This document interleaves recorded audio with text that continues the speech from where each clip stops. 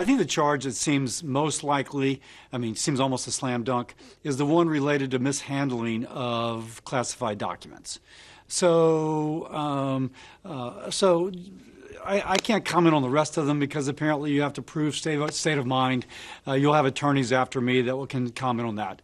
But there's at least one, which is the mishandling of the federal documents, which is seems, again, a very strong case. They have a tape recording of him speaking of it. If that is proven, then we may have a candidate for president who has been convicted of a crime.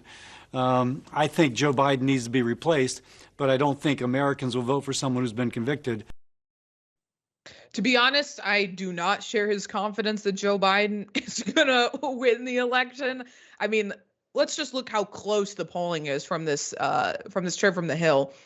If the election for president were being held today and the candidates were Biden and Trump, who would you vote for? I mean, that is neck and neck. I really don't understand how you're undecided at this point after having seen a Joe Biden presidency and seen a Donald Trump presidency. But maybe, Jessica, that's an indictment of what Biden has or hasn't done during these, years that he's been president. How are you feeling about potential general, and we could say potential, but we pretty much know that the general election will be between Biden and Trump?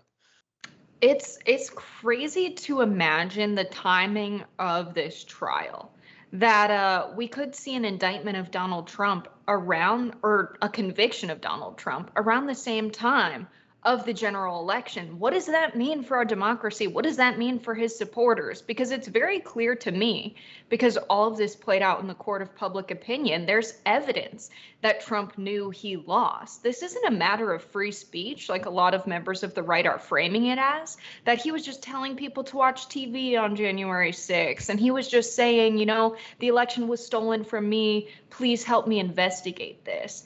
He clearly knew that he lost fair and square and was asking people to find votes. He's asking people to commit a crime to overturn an election. He was asking electors to vote in a direction that people didn't cast ballots for them to vote in.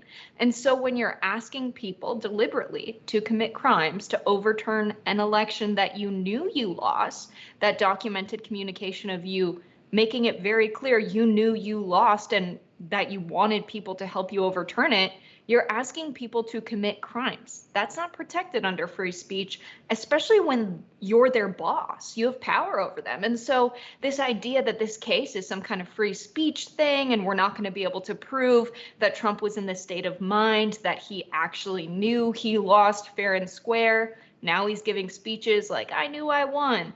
It's a ridiculous situation, but it's clear from the evidence that we know about, because it's all public, that this is not going to go favorably for Donald Trump. So what kind of a situation do we have if Joe Biden doesn't win the popular vote and Trump wins the popular vote and then is convicted of a crime? Where does that leave us as a country? That is terrifying. Yeah, terrifying is definitely the right word for what, I mean, just thinking about the instability. I mean, we already had a clear winner in the last election and then an attack on the Capitol. Trump supporters literally storming the Capitol because he told them to. I don't even really want to imagine what would happen what they would do if he wins the election and then has to go to prison. Could he just pardon himself? I mean, I guess it's sort of something that I hope we don't have to figure out.